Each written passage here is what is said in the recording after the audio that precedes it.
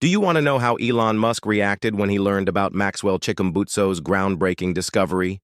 Get ready for a wild ride, because today's video is going to be epic. Imagine this.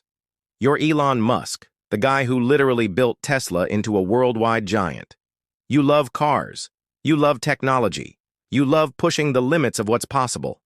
But nothing prepares you for the moment when you step into a car that does not need to be charged, does not rely on gasoline, and almost feels like it breaks the rules of physics. Now picture that this car was not created in Silicon Valley, but built in Africa by a self-taught inventor named Maxwell Chikumbutso. This is not a science fiction tale. This was the day Elon Musk experienced Africa's self-powered car. It all started with an unexpected meeting. One calm afternoon in California, Elon Musk's private jet touched down, not at Tesla's headquarters, but at a hidden testing site. Waiting there stood Maxwell, beside his shiny silver self-powered vehicle, a machine that had already stirred debate around the world. Elon was doubtful. He had seen the headlines and heard the whispers. But Musk is a man who trusts only solid evidence. With a small group of Tesla engineers at his side, he stepped forward, shook Maxwell's hand, and prepared himself. No cameras were allowed. What was about to unfold would stay behind closed doors.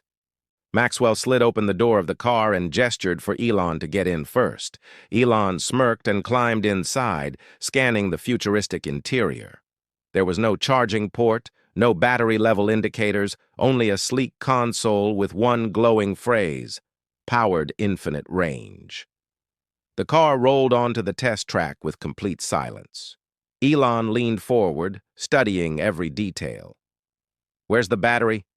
Where's the charging interface?" he asked. Maxwell calmly smiled and said, "You'll understand soon."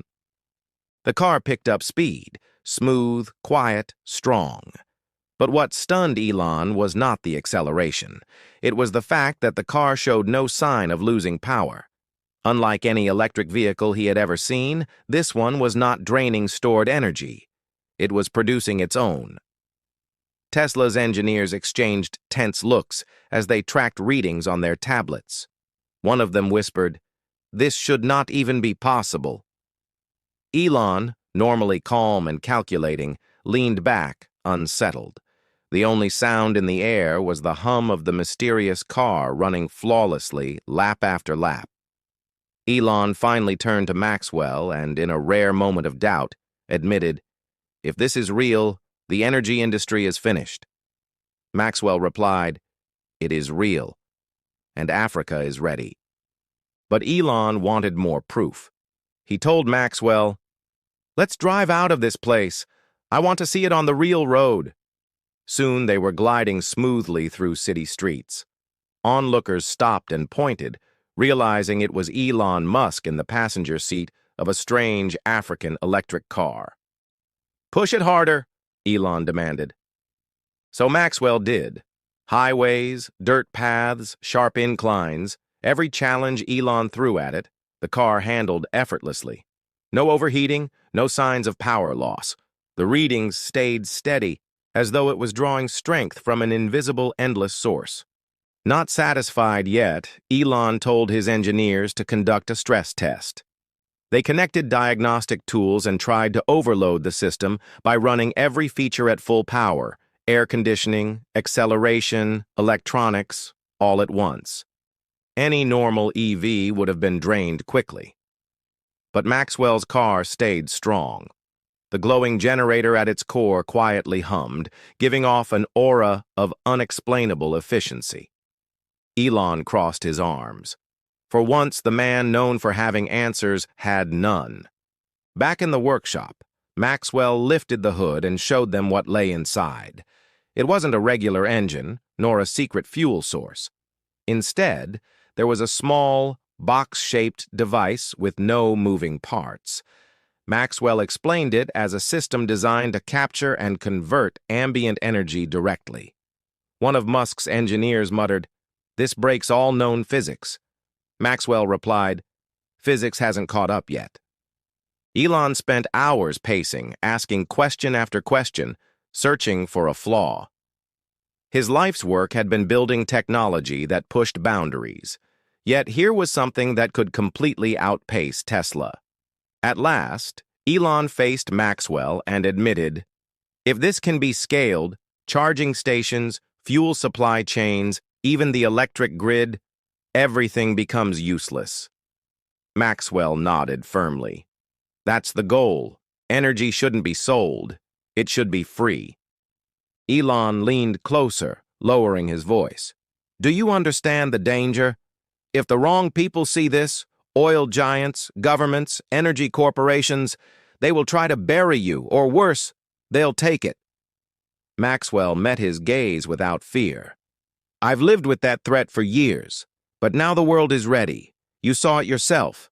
This is no prototype. It works." For once, Elon Musk felt he wasn't in control. His engineers whispered to him nervously, pointing at their data screens. One told him bluntly, "If this spreads, Tesla's charging business collapses, billions lost overnight." Elon stared at the strange, glowing box, his mind racing. He knew it was bigger than Tesla, bigger than SpaceX, bigger than all his projects combined. Finally, he asked Maxwell, "What do you want from me?" Maxwell answered without hesitation, "I don't need your factories. I don't want your patents. What I want is freedom. The freedom to release this technology without being silenced, bought, or destroyed. If you believe in real innovation for humanity, then stand with me and protect this invention." The room went cold. Musk's team shifted uncomfortably. They realized this was not a business negotiation. It was a challenge to the very structure of the world economy. What they didn't know was that someone had already leaked a secret recording.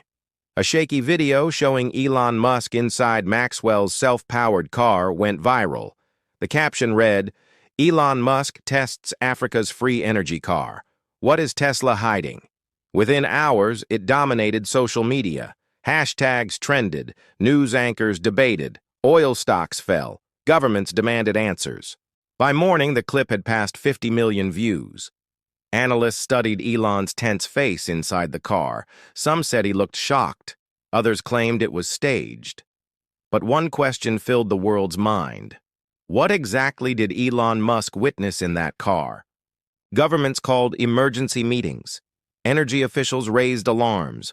Oil lobbyists pushed for investigations.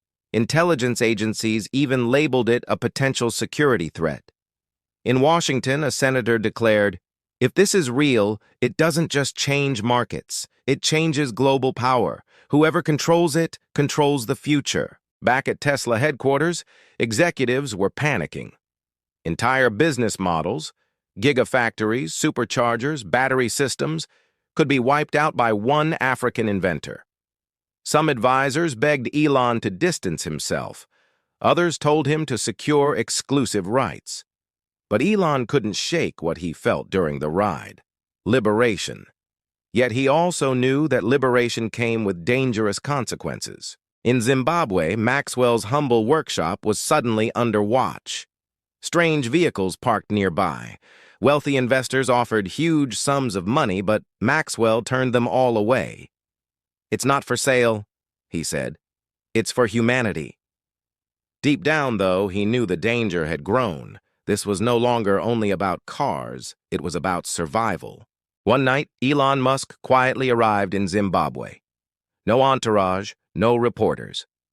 Maxwell greeted him with surprise. "You came alone?" Elon nodded. "I need truth, not advisors." They drove together to Maxwell's workshop, a modest place filled not with advanced machines, but with simple tools and determination. Inside, Maxwell carefully revealed more of the invention. The generator core pulsed with a strange glow, like a crystal alive with energy. "This isn't about batteries," Maxwell explained. "It's about resonance. The universe is filled with energy. I found a way to tune into it." Elon leaned closer, captivated. His engineers back in Texas would have laughed it off as fantasy, but he had seen it work with his own eyes. Elon warned, "If this goes out without control, the backlash will be huge. Oil corporations, governments, automakers, they'll come after you and me too if I help you. Maxwell remained steady. Then maybe it's time someone with real power stood beside me. Elon stayed silent, knowing exactly what Maxwell was asking. Not money,